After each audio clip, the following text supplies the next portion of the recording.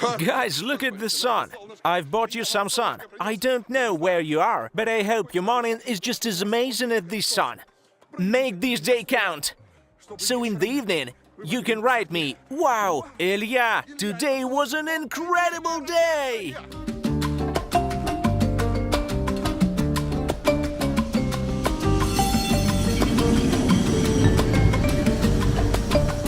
Lisbon is the oldest city in Western Europe and the capital of Portugal. Both the city and the country have rich history. It has long been the center of the colonial empire, and after the fall of the monarchy, the country was ruled by a brutal dictator.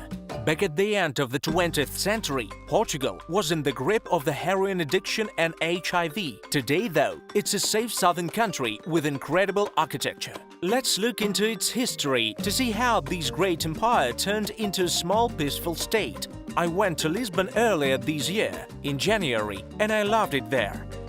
But before we start our tour of Lisbon, subscribe to my channel and press the bell button not to miss new videos.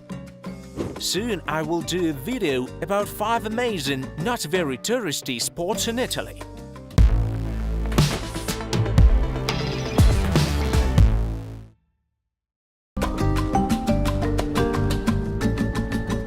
My friends, I'm in Lisbon, the capital of Portugal. Some people don't know that this small European country once was a large empire. The Portuguese were one of the best seafarers in the world. For example, Portuguese explorer Vasco da Gama was the first to link Europe and India by an ocean route. By the way, there was a Portuguese colony in India, in Goa. Besides that, Portugal has many territories in Africa. For example, Angola, Mozambique, parts of Morocco and Senegal. The country owned various islands, for example, Cape Verde. It had colonies in Malaysia and China, in the region of today's Macau.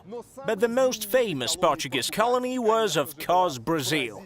In 1915, the total area of the Portuguese Empire was more than 10 million square kilometers. It's still less than Russia, but bigger than any other country. The Portuguese were losing their colonies gradually and finally lost them all by 1975. Today, Portugal is 10 times smaller than it used to be 200 years ago. On the bright side, there are a lot of people from former colonies living here. And with the wealth of the past, the Portuguese could afford building amazing cities. Lisbon lies at the mouth of the Tagus River, practically on the coast of the Atlantic Ocean. That makes it the westernmost capital city, located in continental Europe. The city has been known for more than 2,000 years. Today, there are more than 500,000 people living in Lisbon. The population of the Lisbon metropolitan area is around 3 million people. In the middle of the 18th century, Lisbon was one of the largest cities in Europe. But today, counting suburbs, it's only 13th in this list. In Lisbon, like in many other European cities, there appeared a lot of electric scooters recently. But given that the city is hilly, it's not always very comfortable. In addition, a lot of roads are stone paved here, and riding on stones is not so fun. Young people are carrying them downstairs without much effort. Or maybe with some effort. Look, that guy is already out of breath. He's walking behind all his friends on purpose, so no one sees him dying. And the girl has decided to carry it this way. But it didn't really work out. Okay, she'll just carry it in her hands. She's probably thinking, what we have become? Nobody is helping me with the scooter. Okay, done. And now riding on a stone-paved road. I'm telling you guys, it's not so fun. I've tried it once and I don't want to try it again. You'll see it everywhere around here. It's the bark of a cork. They use it to make all kind of stuff here. Handbags, clothes, caps, etc. There is even a cock mask. That's how far one can go. They start making cock masks and cock caps. Here are some scooters for rent in Slime, but they're in a very bad condition, all of them. These guys don't take proper care of their scooters. There is Bird, there is Bolt, and Link, which looks really heavy. Okay, you've got scooters, but where should we ride them? The streets are stone paved. You can't really ride here. A Lisbon taxi station. Taxis here are all black with turquoise roofs. Besides normal taxi, there is this thing in Lisbon. Those are basically tuk-tuks, which we're used to see somewhere in Asia, where all the roads are full of them. And now see, they are also in Lisbon.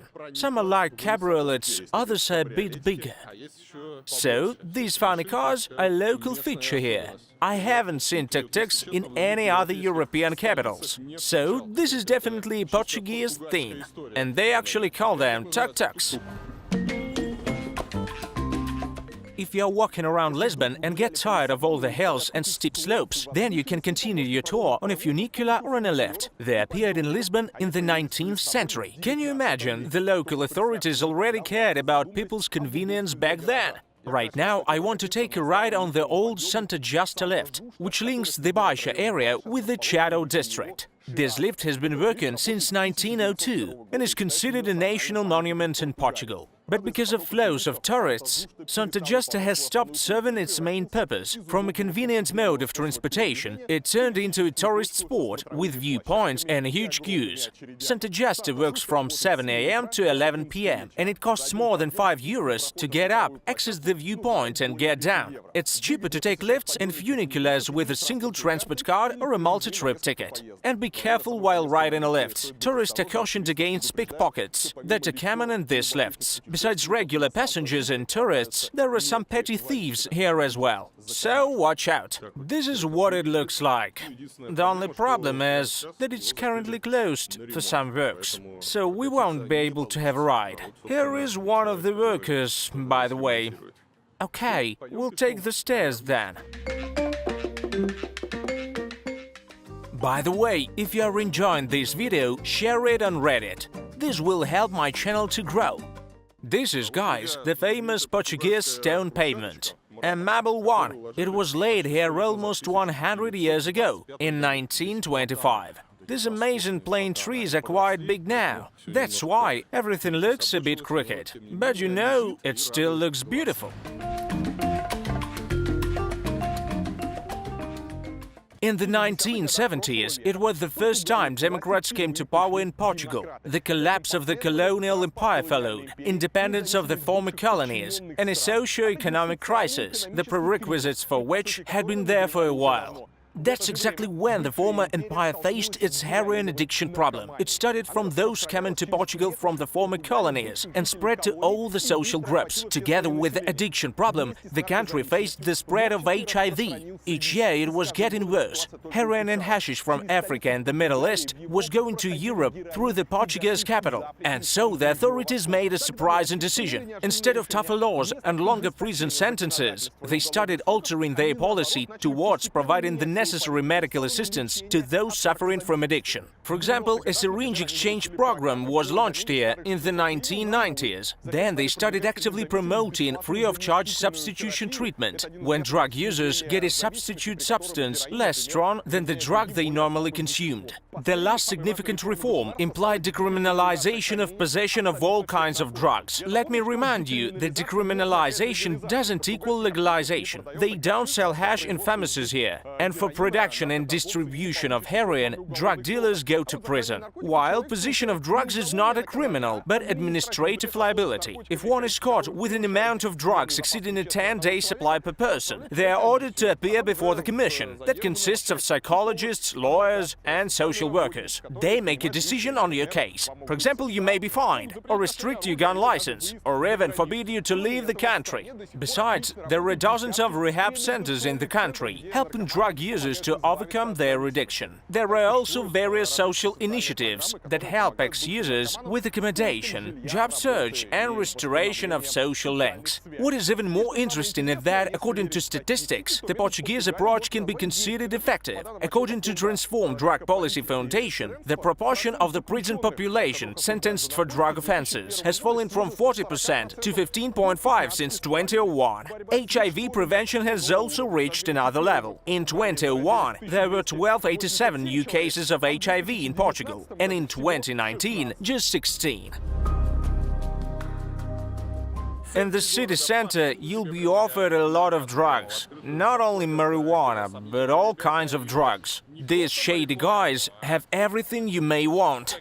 Cocaine, if you want, ecstasy, if you want, I don't know what else. Basically any drug. They offer them openly. I'm not 100% sure if they offer real drugs. Maybe it's a scam, I don't know. It might be. Or maybe they really are selling drugs here. Once again, I don't know. But the number of people approaching us trying to sell drugs is really scaring me, especially in some touristy places on pedestrian streets in the city center. Let's go to one of the main streets. and will be immediately approached by... or maybe they'll get scared of the camera. But yesterday there were a lot of them here, especially in the evening.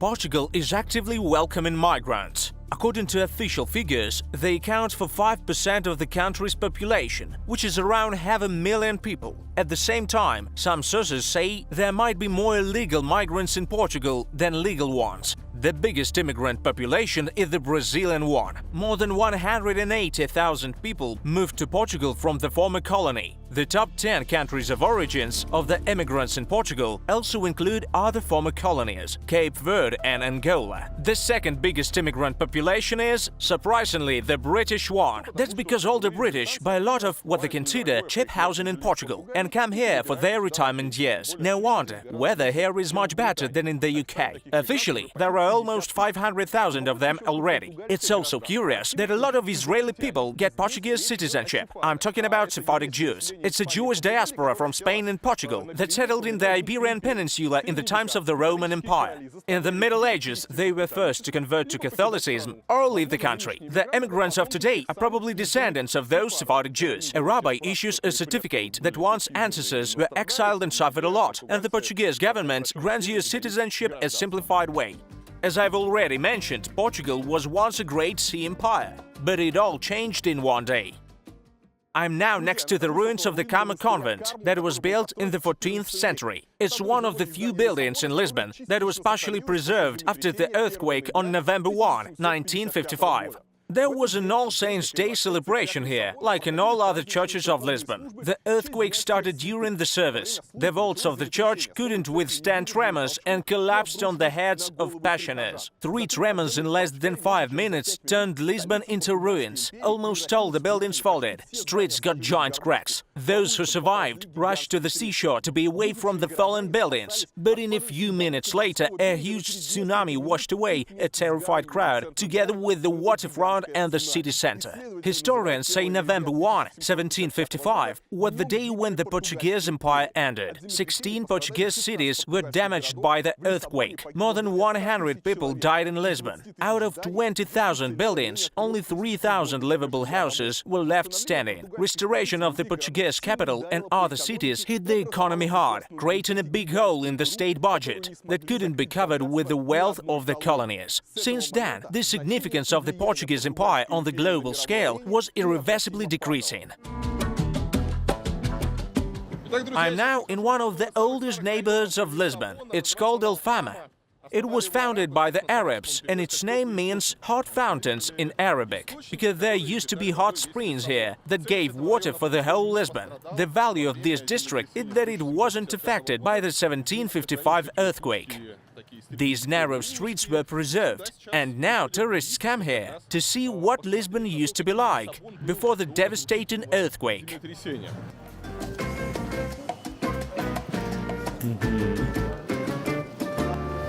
Old streets. There are only 2 meters between the buildings. I'd say this street looks like Istanbul.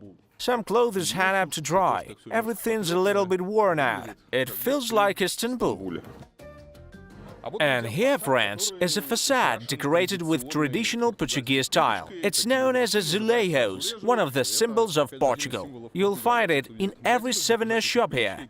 What's the story behind this style? It first appeared when Portugal wasn't even there. This land was taken by the Arabs. In fact, azulejos means polished stone in Arabic. So, Moors, Arabs from Africa, brought this art here, and then Portuguese started making this style themselves. In the beginning, they made it embossed, because otherwise colors would mix during firing, and embossed borders prevented colors from mixing. In the middle of the 16th century, Italians came here and taught Portuguese a new technique, maioliça, when artists work on glaze and paints don't mix, so the tile became flat. What is interesting is that before the earthquake, until the middle of the 18th century, azulejos was used only for decorating rich people's houses, or even palaces and temples, so it was like a luxury thing. But after the earthquake, a lot of new manufacturers were open. So these tiles became quite affordable, and more people started using it in their houses. A lot of buildings, even simple ones, were decorated with these tiles. And that's how this fabulous tile became a symbol of Portugal. I was walking around Lisbon with local guides, Julia and her husband Alberto. They moved here from Russia a couple of years ago. Julia and Alberto showed me the real Lisbon. This is the main viewpoint. Well, it's not the main one, but it's one of the most beautiful and romantic spots in Lisbon. I don't know if it's good for living, but it's really nice to just walk here, you know. The view is stunning, but I'm not sure if this place is well connected. There are just 2 roads and the houses are very small. By the way, it was all preserved this way thanks to historians, who launched a petition in the beginning of 20th century not to rebuild these neighborhoods. Because if they had been rebuilt, the descendants would be never seen what Lisbon used to look like in the past. Because after the earthquake, it was rebuilt completely. So, the title is old here. Look, there is a picture of the conquest of Lisbon. Lisbon is considered to be one of the oldest cities in Europe. Maybe only Athens is older. There were the Phoenicians, the Romans, and the Arabs here. In the 12th century, Lisbon was conquered by the Portuguese. You can see it pictured here. It was in 1147. And this is the knight, Martin Maniz, fighting Arabs, forcing them to keep the door open. And this is the view on Lisbon before the earthquake. And this tile looks like the tile of the 16th century that can be found in the Royal Palace of Sintra. This is an armillary sphere, a tool that sailors used for navigation. You can also see it on the coat of arms of Portugal.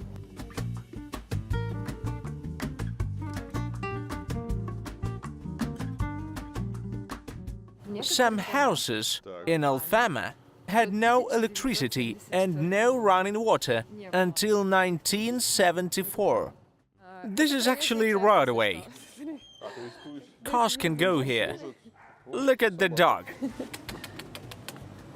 Here are some surrealistic works. Before we saw more traditional tiles. This one is different. It's basically Salvador Dali if he worked on tile. I'll show you an old laundry. It now serves like a museum, so that people can see how it used to work here in the past. But in fact, there are still some old ladies here who like to come to that old laundry and wash their stuff there. Huh, I see now. Yes, that's the laundry, a public laundry room, and people come here to wash their clothes. And behind that glass, there is a space to dry stuff. How much is it to do laundry here? For the locals, it's free, so I can just come here and wash my things. Yes. Here is a portrait of Maria de Luz. Who is she? She was doing her laundry here, and that's basically how it started. And they put her portrait here. I see. This is the Fado Museum. Fado is a genre of traditional music here. The Portuguese have their own music genre, Fado.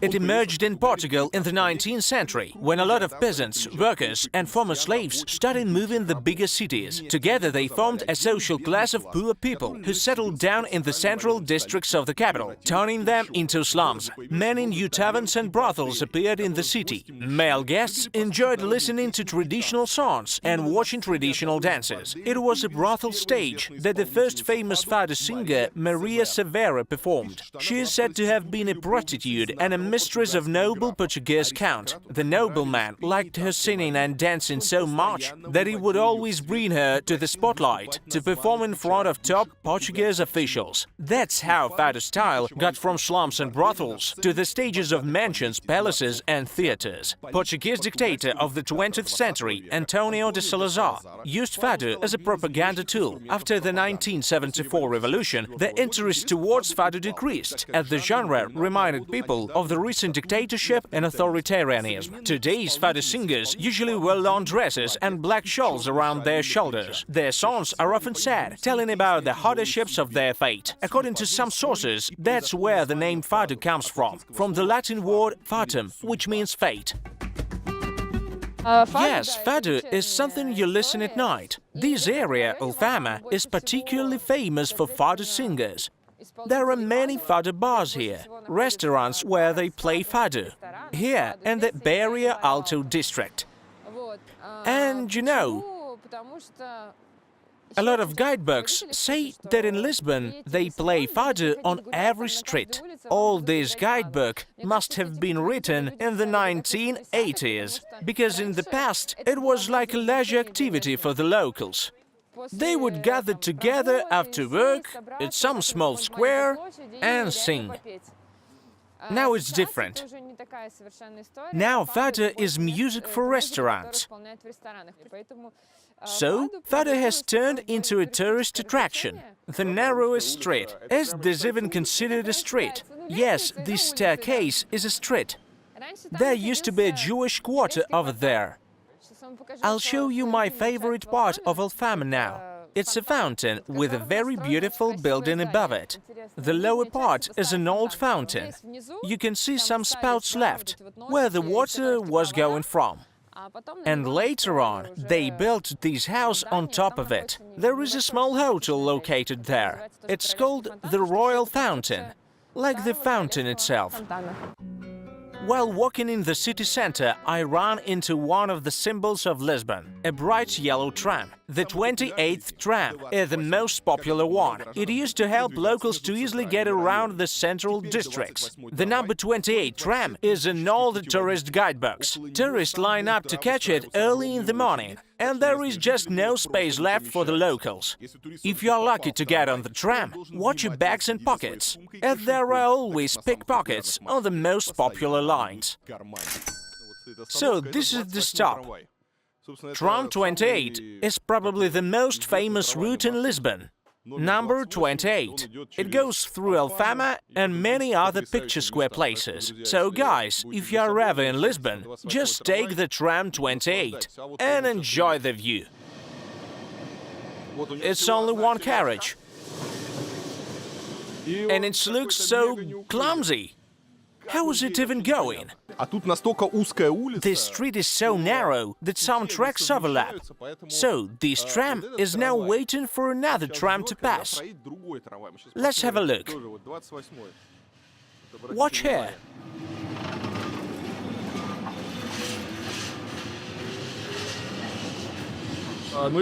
Obviously, due to steep turns and slopes, only old carriages can follow the route of the tram 28. Modern trams won't bear this. Narrow gauge, unacceptable radius, and acceptable slopes. That's why the historical tram has been preserved here. It's a tram heaven. Since trams are going on these narrow streets, with two tracks, back and forwards. So, trams nearly touch the walls of the buildings. Sometimes there is not enough radius to make a turn.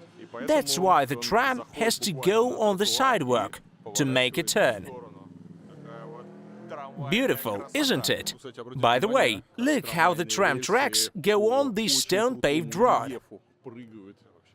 They suddenly disappear, then appear again. Together with the cobblestone, it looks very unusual. By the way, the road is bumpy. There used to be cobblestone here, but they put asphalt on it. And that's what it looks like now. Trams and electric scooters are not the only means of transport in Lisbon. Let's check out the subway. Now we'll test the Lisbon Metro.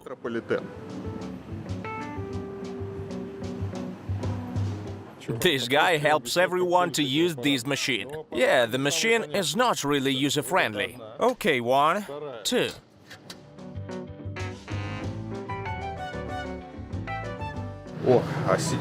Wow, the seats are made of cork. No, they're covered with cork, actually. Wow, funicular! Just like in San Francisco. There are two of them here. They make up for each other. This one spends nights outside. The other one is locked inside during the night. That's why this one is covered in graffiti, and the other one is clean and yellow.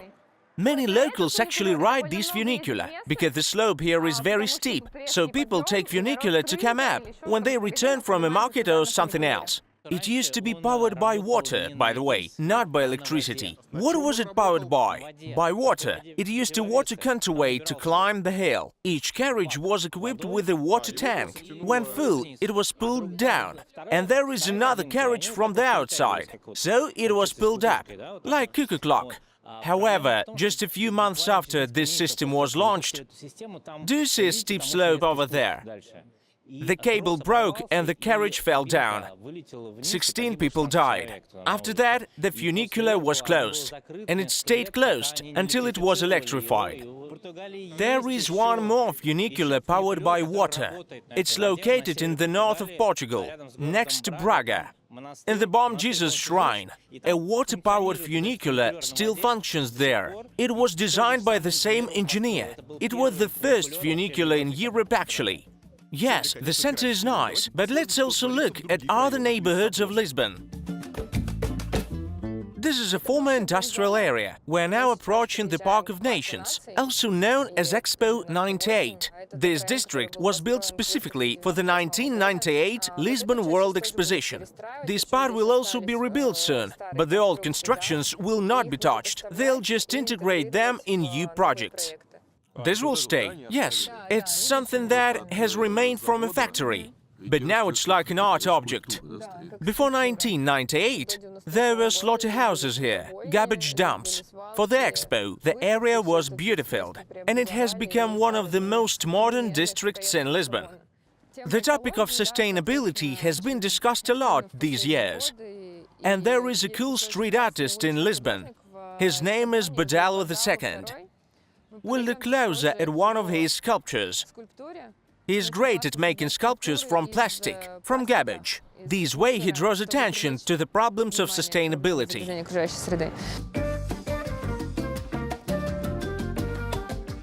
So, this is a link by your local Badalo II, a street artist. From downtown, he headed to the poor neighborhoods of Lisbon. On our way, I asked my new friends how they liked living in Portugal. Tell me, how you ended up in Portugal in the first place? Well, we lived in Moscow, but Alberto is half Portuguese. His mother is Portuguese, and his father is Russian. Alberto grew up in Russia as well. We came to Portugal many times for our vacations. We went to the north, to other parts of the country. We've seen a lot of places here. And I remember I was sitting in my office, I looked out the window. Then I opened Instagram. And I saw that it was plus 24 degrees Celsius in February in Lisbon. I sent a screenshot to Alberto and asked him, why are not we there? And yeah, since then we've been living here. How much should be earned to have a comfortable life in Lisbon?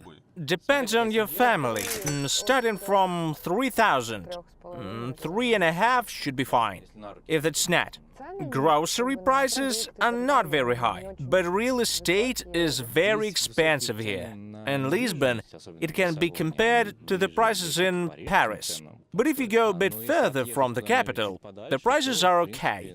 That's why there are just 540,000 people living in Lisbon. Electricity bills are higher here, internet bills are higher, everything else is more or less fine. We're now heading to a poor neighborhood. Yes, it's an area of social housing. They were built instead of illegal constructions where people used to live before.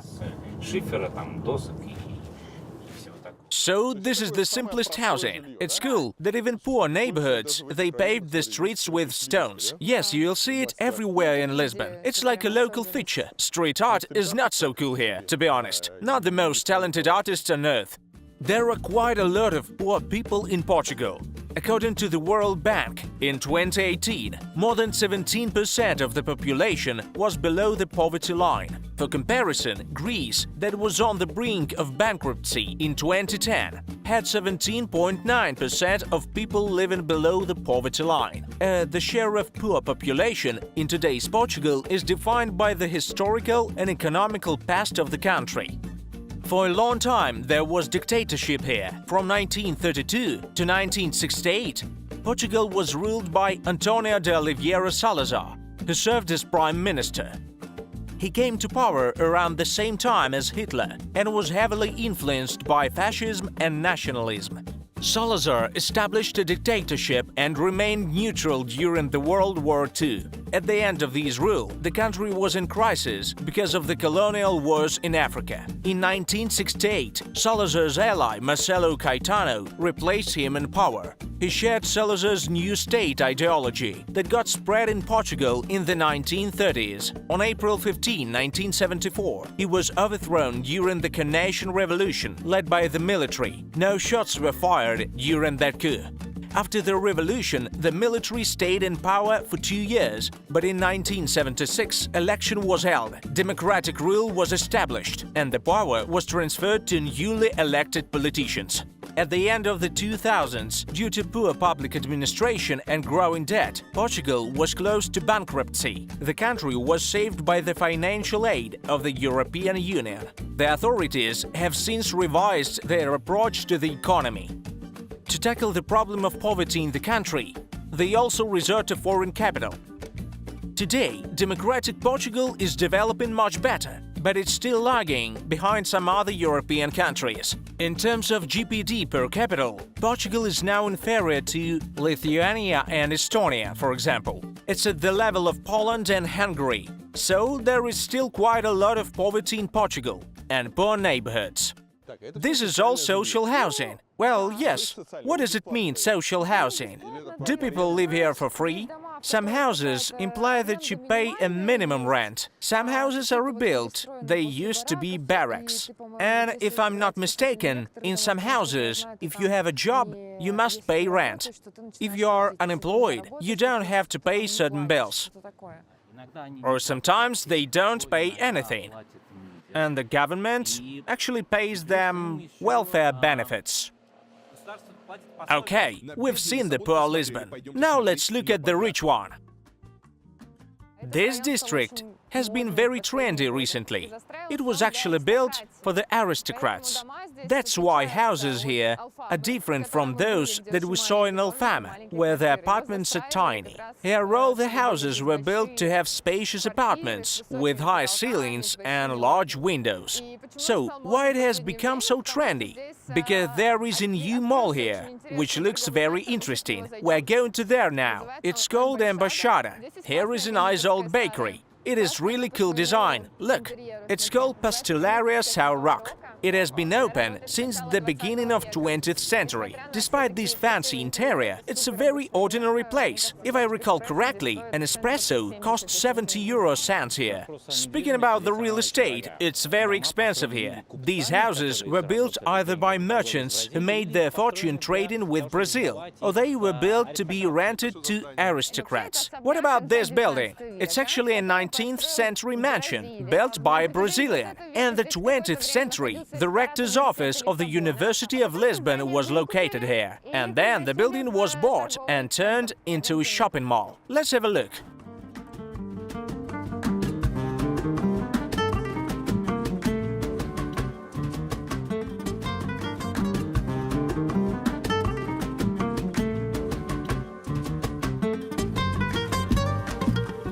Is it a heater? Yes.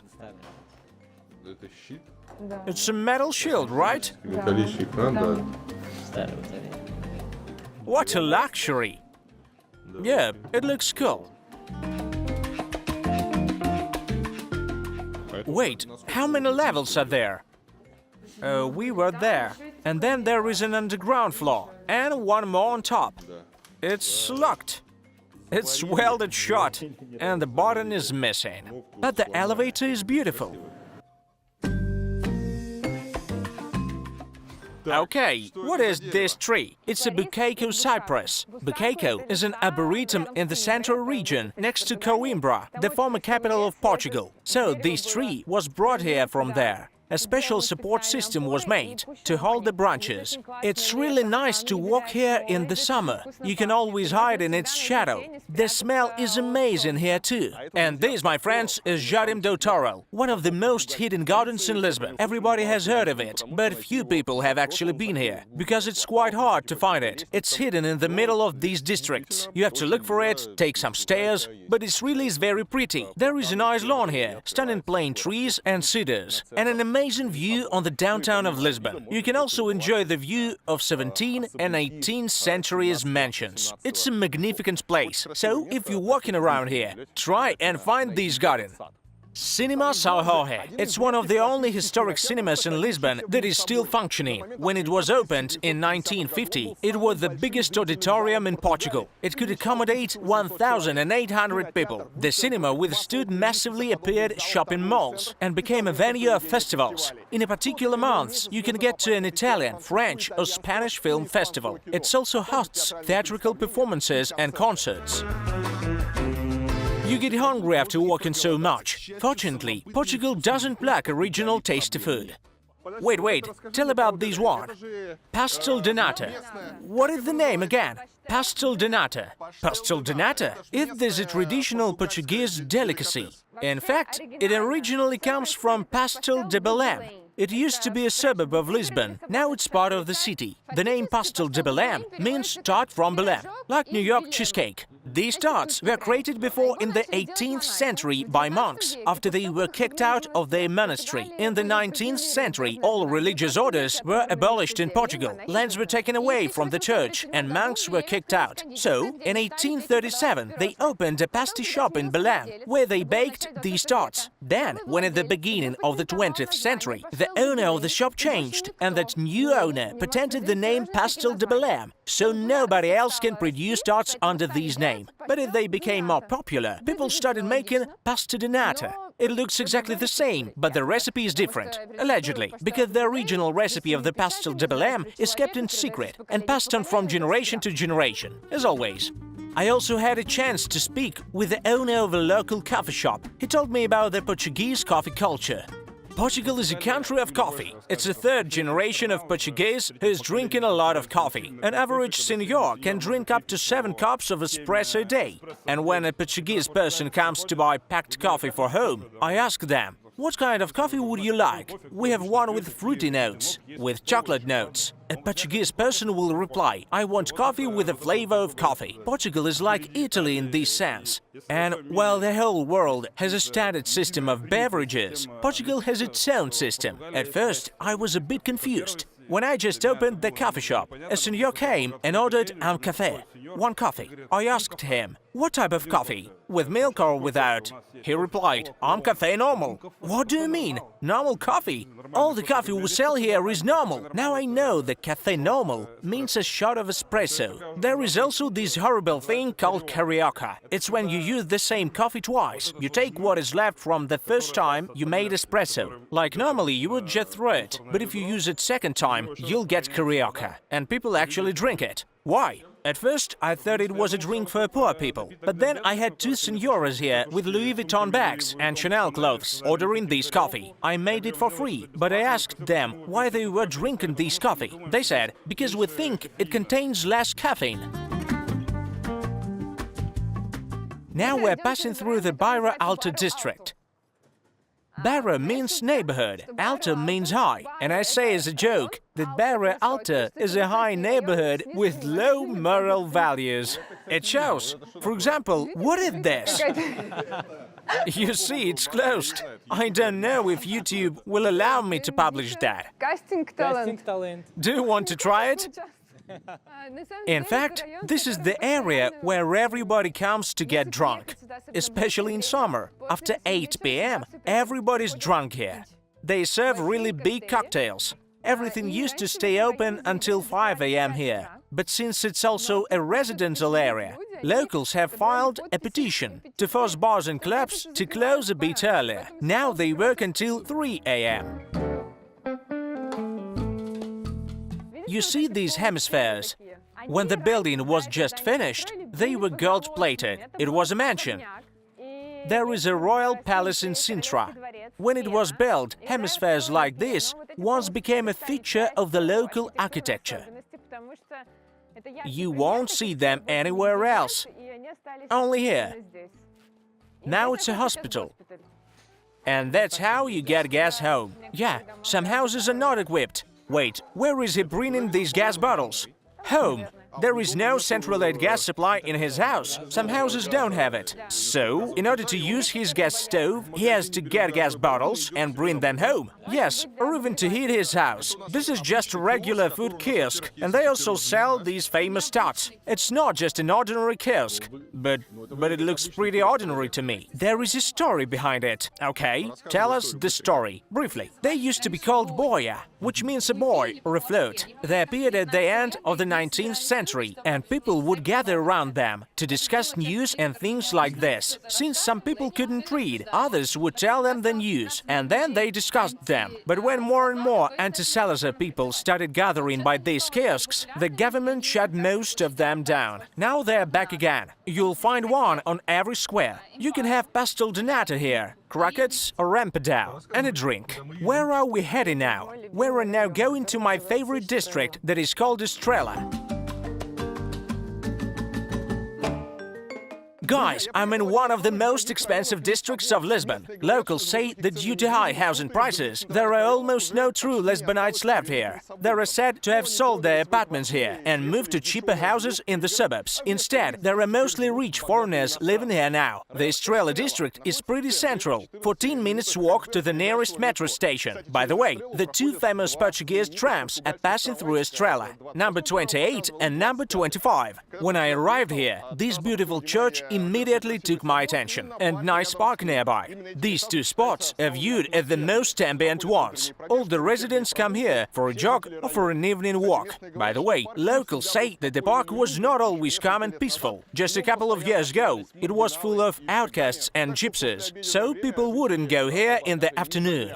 Estrela has traditionally been a place for the rich, for politicians and military people. Later, the impoverished elite sold their houses to foreigners for a lot of money, in Portuguese terms. Only politicians kept living here. You can still meet some of them here, having dinner in the best restaurants of this area. We have broken sidewalks here, hideous asphalt, and most houses, honestly, don't look any elite or even good. Okay, this one is more or less modern. They buy these old houses, demolish everything inside, replace it with some cool stuff, only leave in an old facade. But still, from the outside, this neighborhood looks absolutely ordinary, especially for Europe. And I'm not even talking about the urban environment here. They could have beautified it a bit, at least repair the roads, the zebra crossings. What a beauty! I was still in the rich area. Wait, let me film this. I want people to see it. So this is an expensive neighborhood. It's dirty. This is dirty. This is dirty. Roads are a mess. Some douche parked his car right here, on the sidewalk. And another one over there. It doesn't feel like an expensive district. Not at all. Broken roads, garbage in the streets, and these gloomy houses. I mean, I understand that these trendy houses may be really expensive, but what is this? I don't care about the houses. Why nobody cleans the streets? I actually think this is a problem. This is a problem. My teacher of Portuguese told me that it was better before. You know, people always say it used to be better. He said that after the 1974 revolution, people in Portugal started littering and throwing cigarette butts on the streets as a form of demonstrating that they were now free people. So last year a new law was adopted, and now you can be fined for throwing cigarette butts on the street. Our last stop was at an art space popular with tourists visiting Lisbon. Where we are, This is El Xixi. Is it Alex or El Xixi? El Xixi. In Portuguese, you should pronounce X as sh. So, this is a former cotton mill and a printing house. In 2008, they found investors and decided to make an art space out of it. There are some shops and bars here, and also an amazing bookshop that we also check out now. We will go inside for sure. Unfortunately, some guys had to leave, because there is a hotel being built here now. I'm not sure this place needs a hotel. I like it better as an art space, rather than another hotel. We already have enough of them. This is gentrification. At first, nobody cared about this poor neighborhood. Then some creative people came here and made this place cool and trendy, and then they were kicked out. Yes, a can shop. You see, now we have the touristy stuff even here. Are these all the famous Portuguese sardines? Not only sardines, there are different canned things here. There is also catfish and other stuff, even eelfish. A lot of exhibitions are held here. There are art galleries. Here is a Mexican restaurant. Look at this graffiti. This place has become very popular. People also come here for the restaurants. Yes, there are some really good ones here. And there is a market every Sunday here. People who do crafts come here to sell their stuff. There is also street art that looks like azulejo. Portuguese artist Erful uses tiles on his work. It looks like traditional Portuguese style, but he always hiding something in it. Can you see a pig here? And some bones sticking out. Some triangle.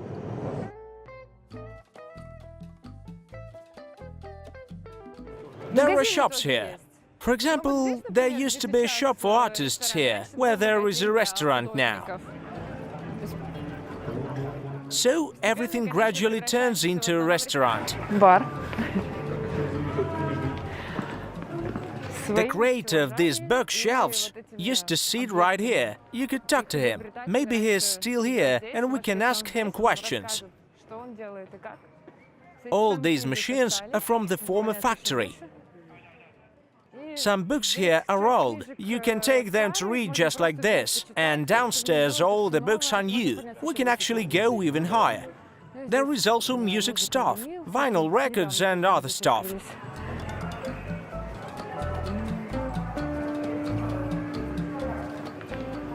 Just reminding you that the oldest bookshop in Europe, no, in the world, is located in Portugal. The world's oldest bookshop that is still in operation. There is also one of the most amazing bookshops in the world located in Porto. Now they charge people who enter the shop, and they don't allow you to take pictures. So at this point, this is a purely touristy thing. But I remember when it was just a regular shop where everybody could come. This is called Sonhador. It means dreamer.